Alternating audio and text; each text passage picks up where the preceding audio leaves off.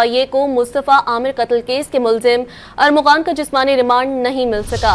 अदालत ने मुलजिम को जुडिशियल कस्टडी पर जेल भेज दिया। सेंट्रल जेल कराची में कायम इंसदाद दहशतगर्दी अदालत में मुस्तफ़ा आमिर केस की समाअत हुई।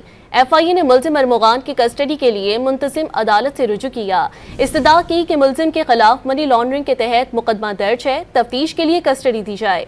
मुंतजिम अदालत ने मुताल्लिका अदालत से रुजू करने की हिदायत कर दी। FIA ने 3 दीगर अदालतों से भी राब्ता किया, मगर इब्तदाई रिपोर्ट किसी ने वसूल न की। अदालत ने FIA को महकमा दाखिला सिंध से राब्ते की हिदायत दी। दूसरी जानिब पुलिस मुकाबला इक़दाम कत्ल गैर कानूनी असलहे में अरमुगान को जेल कस्टडी कर दिया गया। इस्तदा की कि मुलजिम के खिलाफ मनी लॉन्ड्रिंग के तहत मुकदमा दर्ज है, तफ्तीश के लिए कस्टडी दी जाए। मुंतजिम अदालत ने मुताल्लिका अदालत से रुजू करने की हिदायत कर दी। FIA ने 3 दीगर अदालतों से भी राब्ता किया, मगर इब्तदाई रिपोर्ट किसी ने वसूल न की। अदालत ने FIA को महकमा दाखिला सिंध से राब्ते की हिदायत दी।